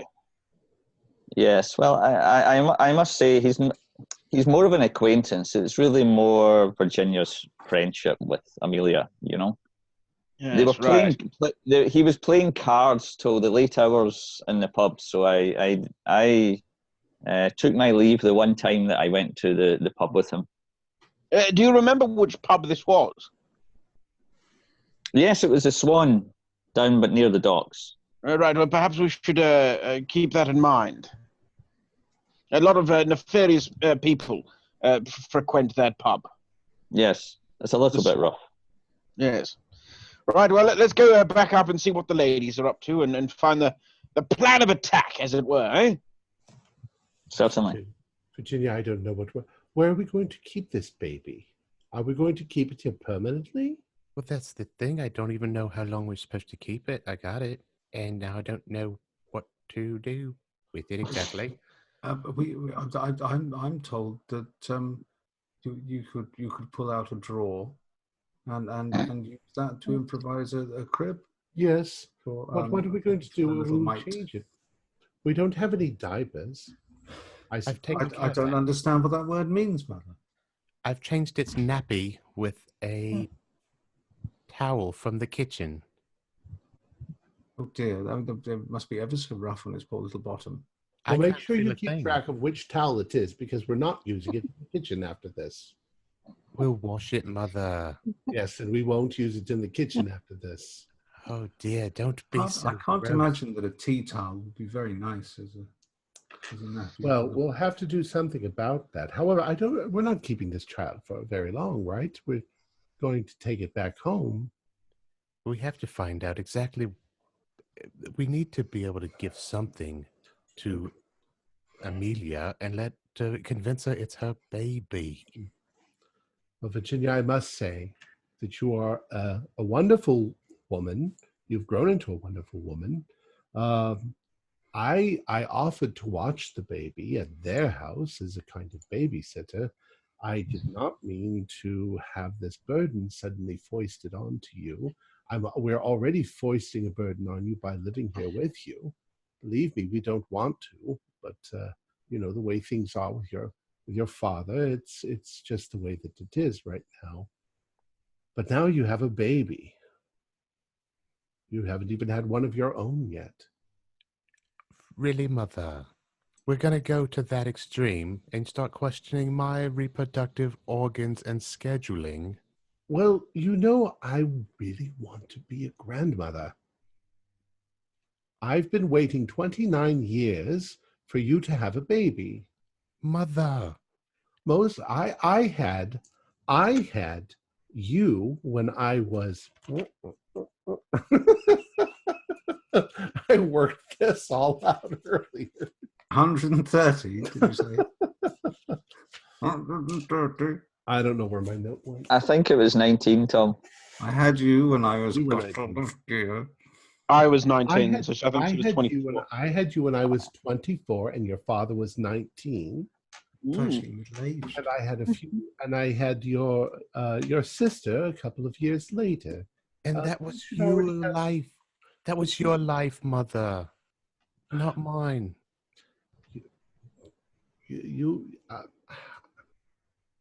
I'm right. That's why you have nothing to come back with right now. It's because you know I'm right. But right this instant, it's not about me. It's not about you. It's not about either one of us. It's about this child that we have from across the street. Well, I just want you to understand, you're probably the only chance I have to be a grandmother because Regina doesn't seem to be very inclined to the Ben folk. We're being stopped, Mother. Look, we can't let this baby come between us. Get rid of it. Signaled by some kind It's of going to Lovecraft. spoil everything. We're happy as we are. I say, Samson, I think that's the gas lamps just going on outside. I think there's a policeman outside. He's shining his very bright bullseye lantern through the window. Sorry, Jeff. Go ahead, Jeff. Dear Noah, I cannot be held responsible for what just happened. I assumed that we were just going to cut that. Oh no, I'll leave it in. Yeah, that's it. To watch. Could Henrietta and Virginia, as you are both fussing about there, I'm imagining you're checking the baby out, doing the nappy swap. Virginia, you mentioned something about maybe even using like your nursing skills, maybe? Yes, I'm a nurse by trade, so... Well, we certainly noticed if there was something wrong with a baby. Okay. Could you each do spot hidden? And Virginia, I'll give you a bonus. I got an 18. Oh, nice. Ooh, what is my spot hidden? 3? Oh, 50. So that's better than half. Hard. I got a 3, so wow. That's super... Yes. Yeah. Us ladies, we know what babies look like. It's got the horn. 3 arms. So Henrietta, you notice behind her left ear, there's a small little birthmark, just a discoloration. And the birthmark, see there? Virginia, you actually, you're taking it to almost like a medical examination. So you actually look at the baby. You pull her lower lip down, and she's actually got 2 little teeth coming in. Which teeth are those? Are they the tops that are pointy and look like a bat of some sort? Yeah, how did you guess? Yep, those are Actually? Henrietta, excuse me, Mother, I don't mean to call you by your formal name. Mother, this child is growing teeth at 1 month old. Is that normal? Well, it's unusual. Some babies are born with hair. It does seem very soon to have the baby's teeth. We've never seen one with teeth down at the medical facility at the hospital where I work. I believe the average is 4 months. I believe the average is 4 months. Yes, 4 months sounds about right. It's unusual. It's very strange for it to be the only two that are coming in. Well, we've never seen the grandparents. They might have massive teeth. Very true, too. I don't know. What do you think of this birthmark here? Does it look natural? I wonder if it looks... Let me take a better look. I'll pull its little ear back. Yeah, nothing particularly unusual about it. It's just a slight discoloration. There's nothing particularly unusual about it. It's just a slight discoloration. I think it's perfectly normal. You know what Philip said earlier and what you said. Perhaps if we meet Dr. Foxwell, he would have examined the baby in the beginning, and if he says the birthmark was there from the beginning, then that might convince Amelia that this is the same baby. I mean, the whole thing is preposterous. Are we imagining that some gypsies with their own child came and swapped the child for an identical child with the same birthmark? And it's impossible. Some would say it's preposterous. I think maybe maybe we should look at the other side of the coin too. It sounds like those old folk tales about the changelings, but that's all just stuff and nonsense. There's no such thing as fairies. She asked me to go to the police station and ask if someone had turned in a baby as if it were a lost umbrella. A lost and found, if you will, for children. As if they put them in a bin and you just pick, oh, this is mine. What do you think of that, Mother? I think she's slightly mad. I think she's just very tired. The mind can play tricks on you. You can mention that, Saul, if it comes up. So could we assume that me and Saul are back? Yeah, we can just fast forward through that. So, Father, we're back here with the baby. How is the child here? Sorry, what, Saul? I could barely hear you. Yes, it's just Father. He's very excitable this evening. Yeah, how is the child? Everything all right? Actually, it's a good question. Is the baby really fussy, or is he really easy to take care of, or is he crying, or? Mother, with your name is Samantha. Sorry, Jeff. What was the answer? Mother's had a few, I think, maybe. Yeah, no, she's quite well behaved. The usual. A few fusses here and there, but for the most part, she's pleasant. Who could ever think that such a sweet little baby would have anything wrong with it? Jeff, you did say that this was 1895, is that correct? Mm-hmm. So 2 years before the publication of Dracula. All right. But were vampires a thing before Dracula?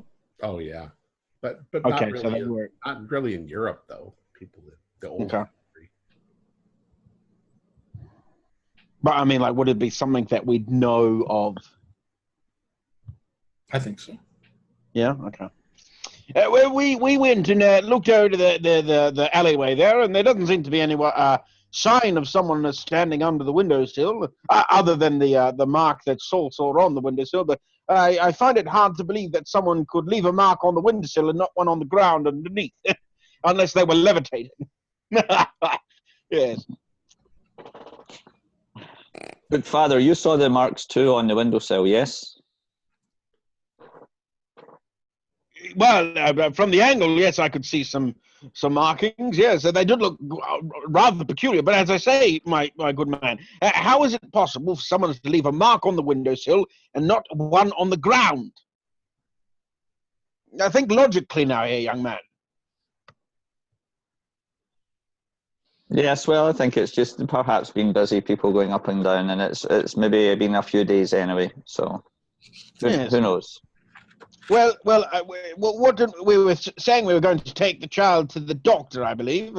How about it, ladies? Why don't we take a stroll and take the child off to the doctor's to get checked? Is the doctor open today on a Sunday? Yes, it's. I think it's the same. Like things were less formal, I guess, so to speak. So if you just kind of go and knock on the door, he would probably help you. There's not necessarily lives there. Yeah. Mm. Who all would like to go on the stroll? Well, I have to start fixing dinner, so it takes. I'll go with you, dear Virginia. I'll go for a stroll with you. Excellent, Daddy. Anyone else coming? Or is it just me and Daddy will go? No, I'm coming, darling. Virginia, before you go, where do you keep the big stock pot? Look under the sink, Mother. Under the sink. Under the sink? That's not a good spot. Now, Henrietta, don't you cook the child. Don't put the child in the pot. We're taking the child. It's fine. We're having pea soup. Don't use the big stock pot then for pea soup, Mother. Come along. But then we can have some for the next 3 days. It's horrible after 2 days. It's not. I've always wanted to tell you that your pea soup. You know what? It's not the time. We've got to go for a stroll. Come, Saul. Come, Papa. Let's go. Is it a distance away, Jeff, or should I get a carriage for us all? Carriage would be good. It's about 2 miles. You could walk it, but... Oh, all right. Okay. So I was like... I go up to Henrietta and I say, dear, come for the stroll. Dinner can wait. Come along. It's an adventure. Remember when we used to adventure when we were younger? Fine. Just be clear, you guys just finished brunch, so it's not even like lunchtime yet. Do you know how long it takes to cook pea soup without a pressure cooker? Dear Lord. Hours and hours. All right. Fine. I don't like my pea soup. Yeah, fine. We're all coming. We're all coming. Regina, darling. I only said what everyone was thinking, Mother. I'm sorry. Sometimes the truth, it hurts. I suppose next you're going to tell me that you don't care for my steak and kidney pie.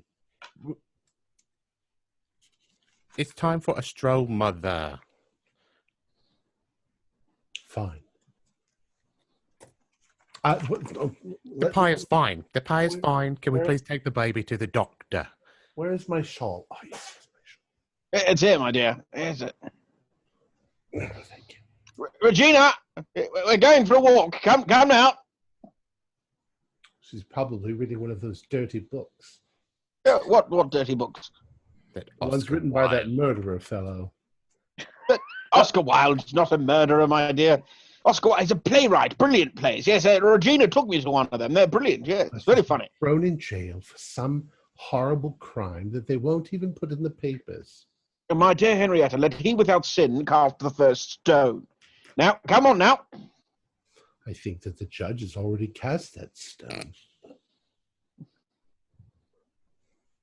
I can't believe what the judges say, huh? So I think as I hail the cab would take us down to where the park area and the doctor's just across the road. So that allows some of us to go for the walk if we want, and some of us could go in, whatever.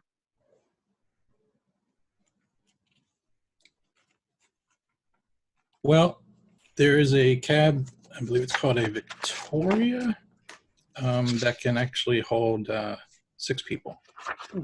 Yeah. It's tight, but you can fit everybody. If there's not enough room, we just put the baby on the roof. It's funny, I was thinking the same thing. Speaking of which, who's going to bring the baby? I'll bring him. Her. Good. I'll bring the baby. Good. Get used to holding a baby. That's good practice. Mother, again, are we going to do this every time the baby comes up? It's all about the baby. Sorry, I'm sorry. I'll keep quiet. I'm sorry. You guys hail the cab, hail the carriage. You all pile in. It's a little bit tight, a little bit cramped. The carriage starts to take off. And it's just taking its time going down the street. After about maybe a mile, out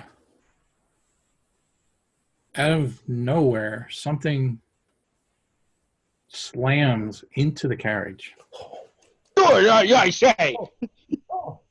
What? My goodness, Oh, my goodness. somebody's crashed into us. Oh, I opened the carriage door to see what it was.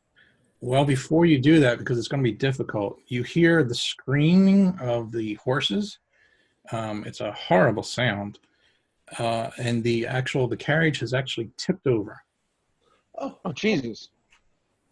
I make sure everyone's okay. Could everybody do a dex roll for me, please? Oh, 09. I'm fine. I got a 3. Oh, Oh, damn, we did real good. You got a hard success Nice. with the baby. Virginia, I'm going to ask you to roll for the baby. Rolling for the baby. The baby rolled a 61. That's not too good. The baby's Okay. crying. It turns into a bat and floats. The baby's crying. It may have gotten hurt. Saul and Regina pass? I did a hard pass, so could I maybe grab the baby or help it avoid injury or something along that line? Maybe try to do that? No? It was sudden. Came out of nowhere. Sure. I got an extreme, so I'm going to. Yeah. Oh my goodness, the baby. Mm-hmm. So now the exit to exit out the door, like you were saying, Samson, is actually above you. You're going to have to try and somehow get the door open and actually climb up somehow. Okay, I'll give it a go. Okay. Would that be another dex roll or? Yeah, either one. I'll let you decide, either a strength to pull yourself up or a dex. Either one. I'll do strength because it's a bit better. Well, That is a pass, just a standard pass. So I managed to get up and lift. I try and see what might have happened. Yeah, it's the first thing. Well, actually, you know what? Are you going to look around or are you going to help the others out? My first thing, I don't want to pull them out if there's danger outside. If there's somewhat like, yeah. Yep. So I kind of popped out to see first. All right. So the first thing you see then, so I'll remind you, it is foggy out, but the first thing you see, I mean, it's not that foggy. The carriage has overturned onto the driver. The driver is crushed. He's dead? Yeah. Okay. Yeah. Henrietta, ladies, don't come out just yet. I don't want you to see this. This is not for ladies' eyes. Saul, come up here. I say, does anyone need any of these smelling salts? So I helped Saul. I kind of reached down my my hand to help Saul get up. Saul springs up, yeah. Saul, you exit, and the thing that you notice in front of you is the horse that was pulling the carriage. Its hindquarters appear to be like torn and like ripped to shreds almost. So it's kind of like, you know, screaming in pain and trying to get out from under the harness and everything like that. It's horrible. Oh, that's horrendous. Father, look at that. That's horrendous. What is happening here?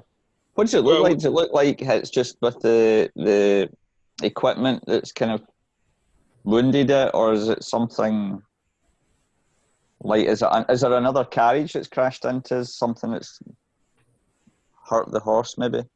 You don't really see anything. Is the horse damaged, like, beyond repair? Like, is it going to survive?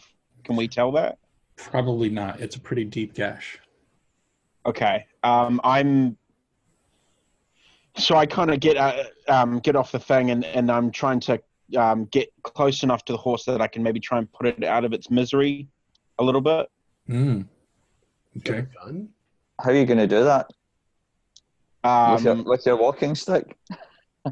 I do have my cane, and how close do I get to the horse?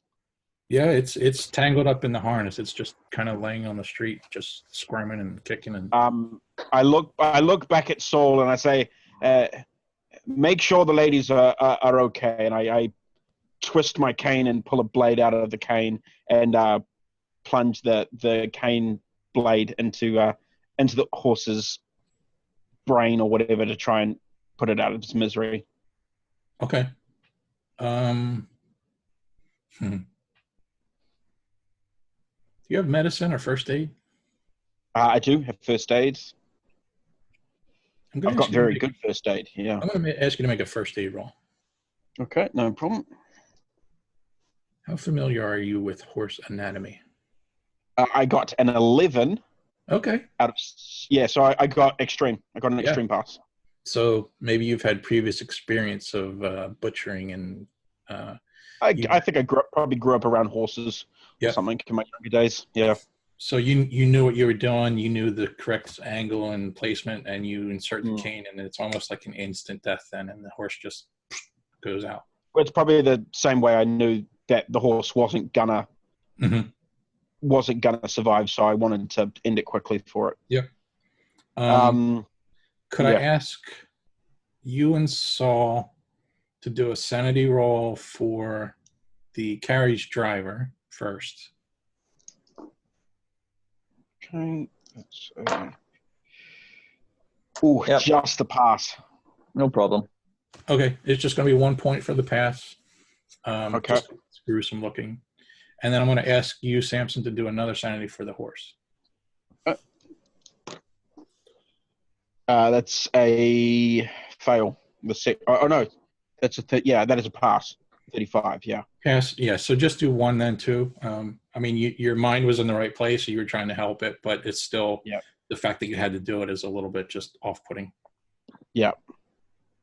So I wipe the blood off my cane and put it back in, and I sort of say to Saul, I would appreciate it, son, if you didn't mention about this to the women folk. Yeah, Saul's quite impressed with his father-in-law's effectiveness as a horse killer, and I think perhaps maybe you showed me the blade on one occasion where you just peeked it out and then put it back in, but I've never ever seen it being used, so but still appalled at everything that's happened. So my concerns immediately now for the ladies. And shall we get the ladies out of here, out of trouble, Father? Yes. Just looking around, is there anything I can see around me that might have caused this?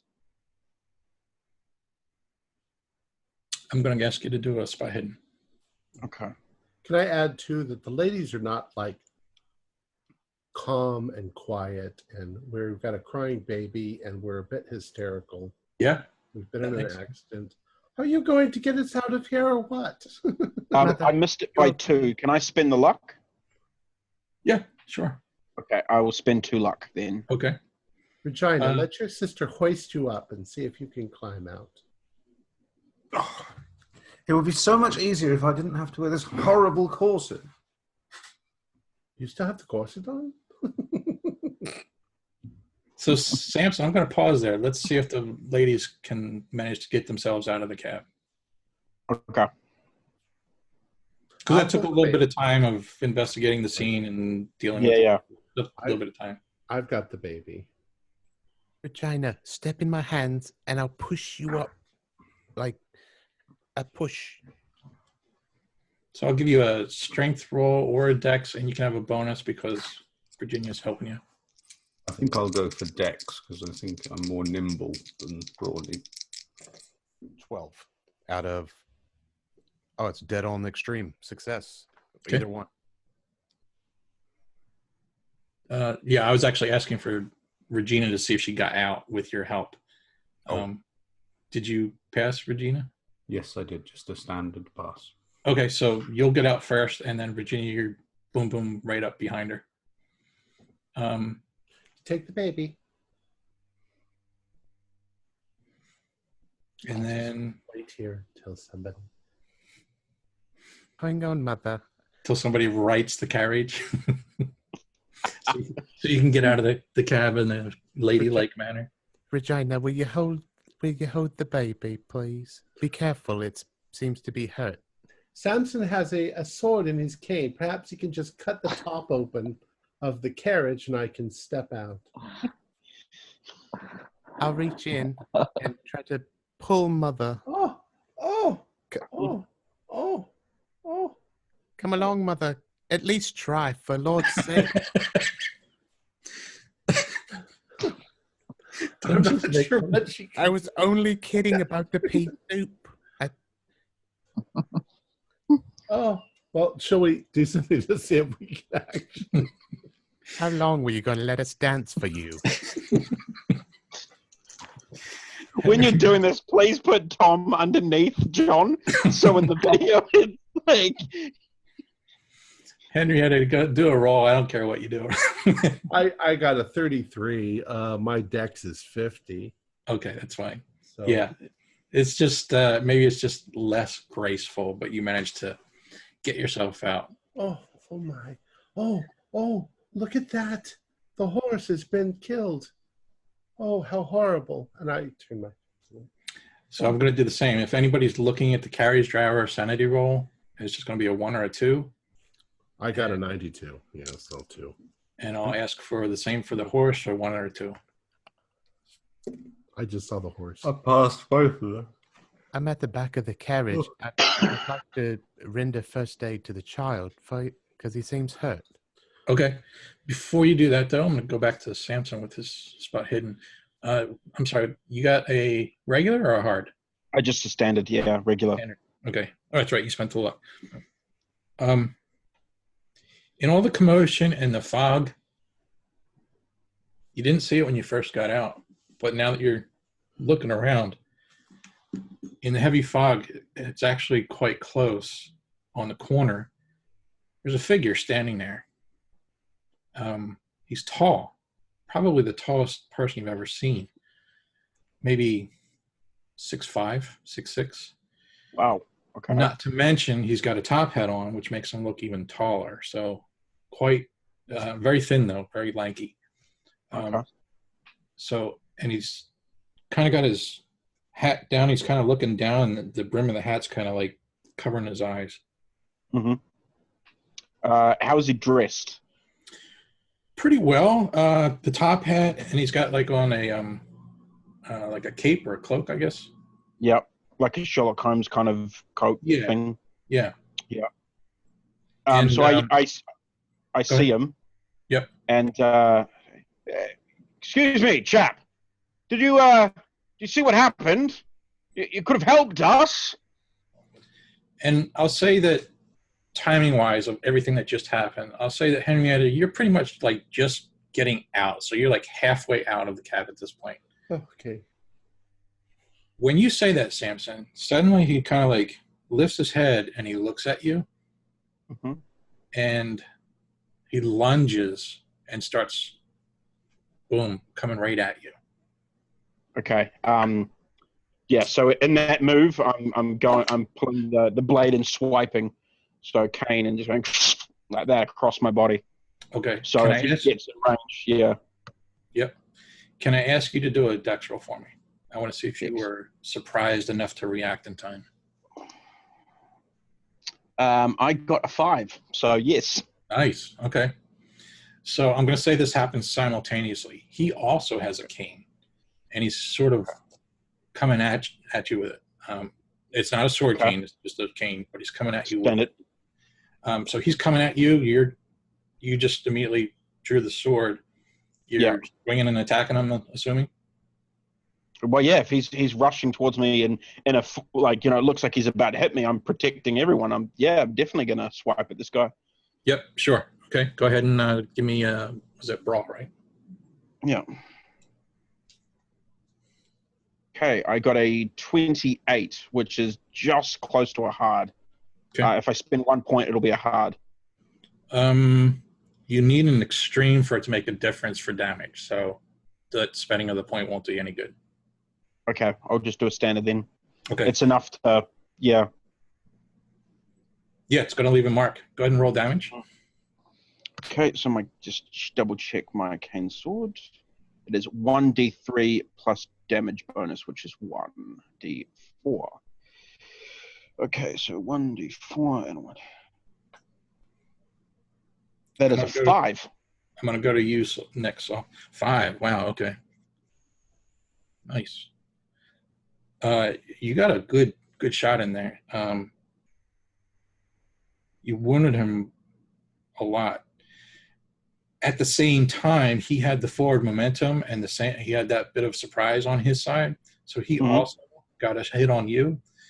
And he kind of like used it like in a jabbing sense. So he like used the point of his cane and he jabbed you just above your knee on your right leg. Okay. And it hurt, and it almost felt like a bee sting. But it's only going to do like 1 point of damage. Okay. Is it enough because above the knee, is it enough to put me off balance and stuff? No, it's just like a sting, like something poked you like a bee sting. Saul, anything? What would you...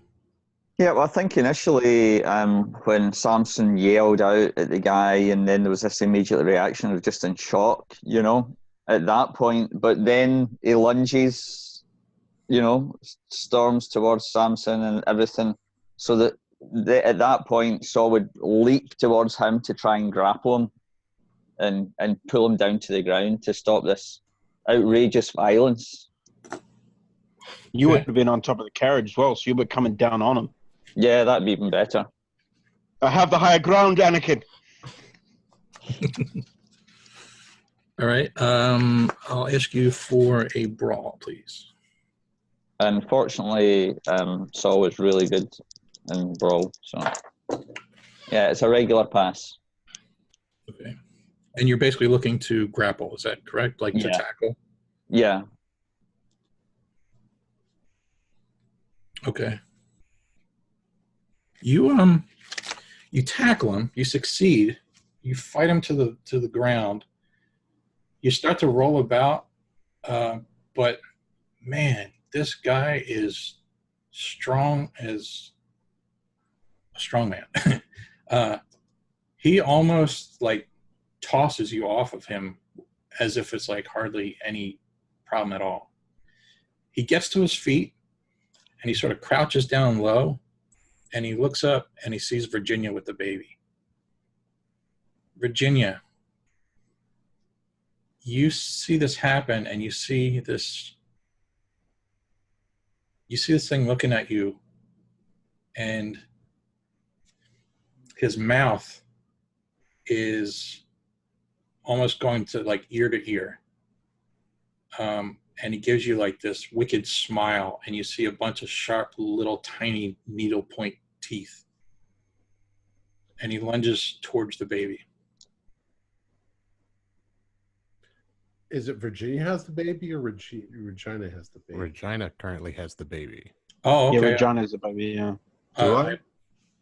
Because I thought I heard you say you were going to try to do like first aid or to see why the baby was crying. Oh, Yeah, we're at the back of the carriage. I hadn't taken it back from Regina yet. Oh, okay. I thought we were still on top of the carriage. I was helping Henriette. I was helping my mother out of the carriage and down. Okay. Which was All right. not a very big chore at all. So Virginia just threw you under the bus there, Regina. So he's lunging at you with the baby. Well, actually, I see it all happening in front of the carriage with the man attacking both my husband and my father. Yeah. I feel the only thing I could do is, in order to protect them, is to pull my .38 and level it at the man. Did I not mention that I carry a pistol? And I thought my sword was shocking. Did I not mention my pistol? I'm going to come back to you, Regina, because he's lunging at you with the baby. What are you going to do? I'm just going to try to get out of the way. Okay. I suppose that's a dodge roll. Yeah, sounds like a dodge. I have failed. Okay.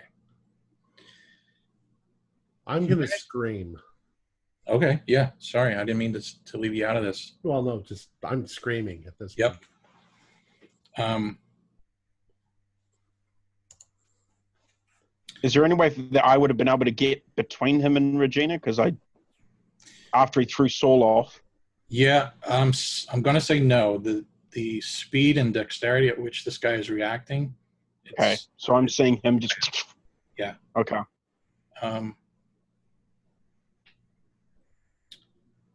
Regina. Regina. He's grabbing for the baby.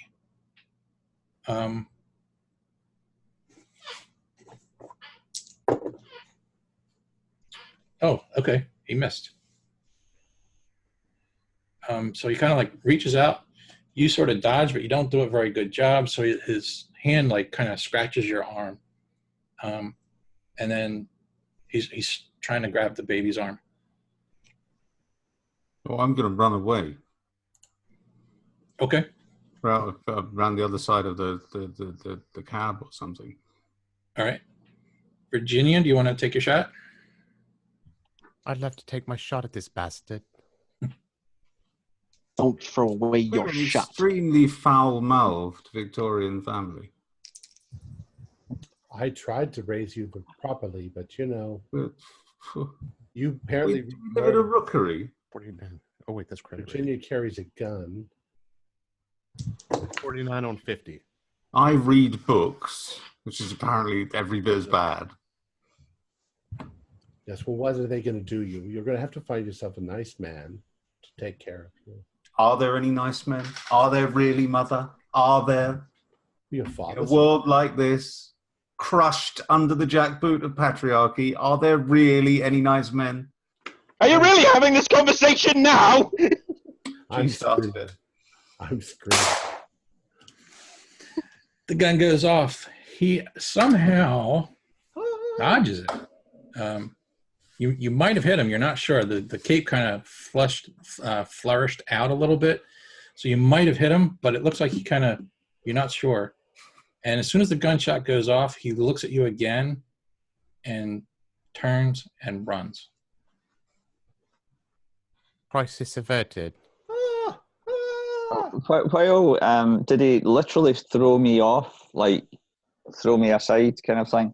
Yeah. Would Saul be able to recover as he's kind of lunging at the baby to try and throw a punch, or is he just too fast? Too fast, I want to say. When he first initially looked up, did I see his face with the big... Yeah, I'll say that everybody saw it at this point. Okay, so I'm definitely doing a sanity check if I saw that. I'm electing to lose a point of sanity because I have been attacked by a man in the street. I failed my That sanity man was check. coming after a baby. I just shot at a stranger. I think I'm going to roll sanity. Okay. I'm going to roll sanity because Everybody else? I'm a woman. Yeah. What do I take if I Virginia fail? is going to need to be rolling find lawyer skill as well. Samson, I'm just going to say one or two. It was like, the shock of it was sudden and quick, so I'm not going to give you a huge penalty on that. Okay. So just do a 1d2. Okay. Saul passed, but I'm taking 1 point because I think the whole incident is really shocking. Just But then this thing with the mouth would be Terrifying. Inexplicable. You know? Yeah. I've been screaming, so I keep wondering where the police are. Why they haven't shown up. At this point, can I check my knee? Yeah. Tell me how, though. Well, beginning with, just looking at it normally, is there any mark? Is there any rip in my pants or anything like that? Is there any blood? Do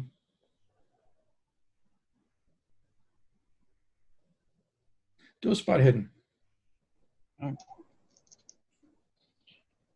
Yep, that's a pass. That is a hard pass. So I'm going to say, overthinking. I'll say at some point, you look at your pants. No, it seems fine. You don't even seem to be bleeding.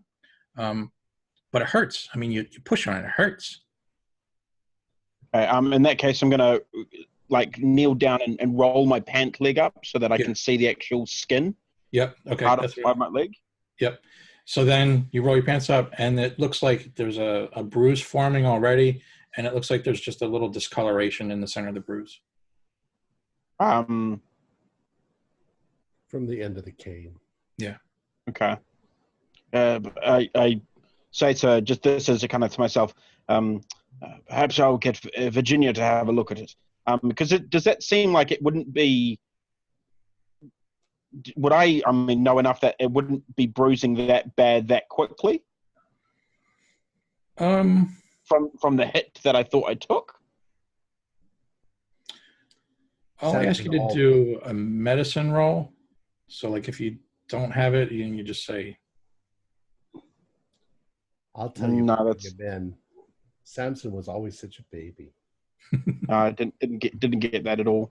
It's my father. Wouldn't I want to run up and make sure he was okay? Father, what's the matter with your leg? You've rolled your breeches up. It's where the ruffian struck me with his cane. I didn't feel that hard a hit, but my leg seems to be bruising. There's a small where the hit happened. It doesn't make sense. How big is your bruise? Let me take a look. And so obviously I show her my knee. How big is this bruise? Yeah, it's what you would expect from maybe getting stuck with a point of a cane. Makes sense. You're stuck with the end of a cane. So it's much larger than the mark on the back of the baby's ear. Yeah. Is anybody coming to help us? What kind of a town is this that we live in? I think we should get out of the way. I think we'll end it there with Henrietta asking, "Where's the help?" All right. Excellent. Outstanding game, guys. Whew. Our players included Zane Fleming, Mick Swan, John Byram, Ken Trench, and myself, with Jeff Wilkins as the keeper of the secrets. We're currently producing up to 5 shows a week with music and sound effects added in post-production in order to create a richer listener experience. We provide audio-only versions of our shows free for you to download from Podbean or iTunes. The costs involved with the shows are provided almost entirely by our patrons. Without them, we wouldn't be able to do what we do. If you'd like to become a patron, visit our Patreon account. Just $1 or $2 a month helps us a lot. You can find a link in the description below. Like, share, and subscribe to our channel, and punch that bell icon for updates on our latest shows. And leave us some comments. We enjoy reading them and answering any questions you might have. This is Tom Rayleigh, together with all the members of our gaming club, inviting you to journey with us once again into the darkness for another adventure into the universe of H.P. Lovecraft and the Call of Cthulhu role-playing game. Until next time, good luck and good gaming.